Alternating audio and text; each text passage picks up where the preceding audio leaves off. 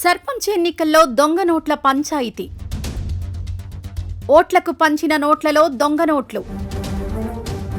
ఓ రైతు లోను కట్టడానికి బ్యాంకుకు వెళ్లడంతో వెలుగులోకి అసలు విషయం. నిజామాబాద్ జిల్లా జలాల్పూర్లో ఘటన. క్రాప్ లోన్ కట్టడానికి కెనరా బ్యాంకుకు వెళ్లిన రైతు చిన్నసాయిలు.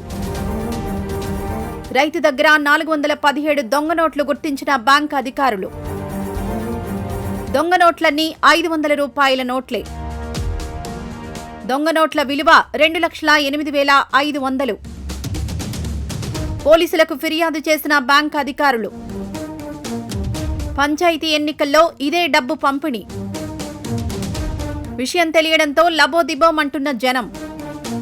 ఈ కెనరా బ్యాంక్ మేనేజర్ నిన్నటి దినాన వాళ్ళ బ్యాంక్ వచ్చినటువంటి ఎవరైతే మన కస్టమర్ ఉన్నారో వేరంలో చిన్న సాయిలని క్రాప్ లోన్ పేమెంట్ చేయడానికి వచ్చిండు.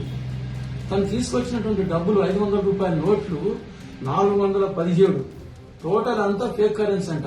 వాళ్ళు నిర్ధారించుకొని నాకు పిటిషన్ ఇచ్చింది. దరఖాస్తు ఇస్తే నేను కేసు రిజిస్టర్ చేసినాను. ఎన్నికల్లో ఓటుకు నోటు పంపిణీ చేయడం ఒక ఎత్తైతే ఏకంగా దొంగ నోట్లతో ఓటర్లను మోసం చేయడం మరో ఎత్తు.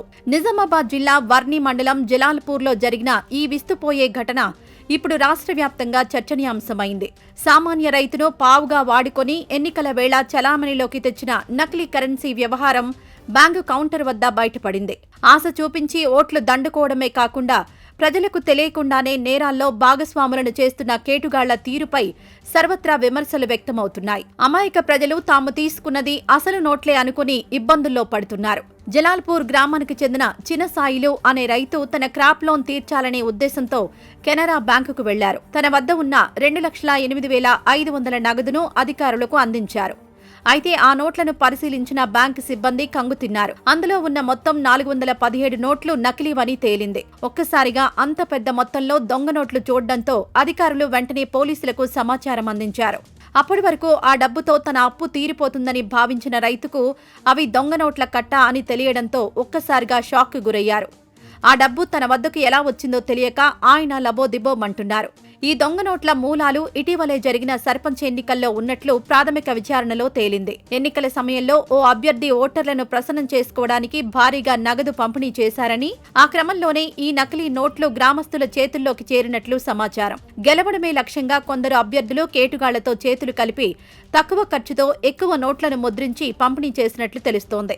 అసలు నోట్ల మధ్య నకిలీ నోట్లను కలిపి పంపిణీ చేయడంతో ఎవరూ గుర్తుపట్టలేకపోయారు. బ్యాంక్ అధికారుల ఫిర్యాదుతో రంగంలోకి దిగిన పోలీసులు అసలు ఈ దొంగ నోట్ల ముఠా ఎక్కడుందో ఆరా తీస్తున్నారు. 417 నోట్లను స్వాధీనం చేసుకున్న పోలీసులు ఆ రైతుకు ఆ డబ్బు ఎవరి ద్వారా అందిందనే కోణంలో విచారిస్తున్నారు. నిజామాబాద్ జిల్లాలో గతంలోనూ ఇలాంటి నకిలీ నోట్ల చలామణి ఉదంతాలు ఉండడంతో దీని వెనుక ఏదైనా పెద్ద నెట్వర్క్ ఉందా అని అనుమానిస్తున్నారు. గ్రామంలో ఇంకా ఎవరెవరి వద్ద ఇలాంటి నోట్లున్నాయో తెలుసుకునే ప్రయత్నం చేస్తున్నారు. అభ్యర్థుల ఆర్థిక మూలాలను, వారి అనుచరుల కదలికలను నిశితంగా పరిశీలిస్తున్నారు. త్వరలోనే ప్రధాన సూత్రధారులను పట్టుకుంటామని పోలీసులు ధీమా వ్యక్తం చేస్తున్నారు.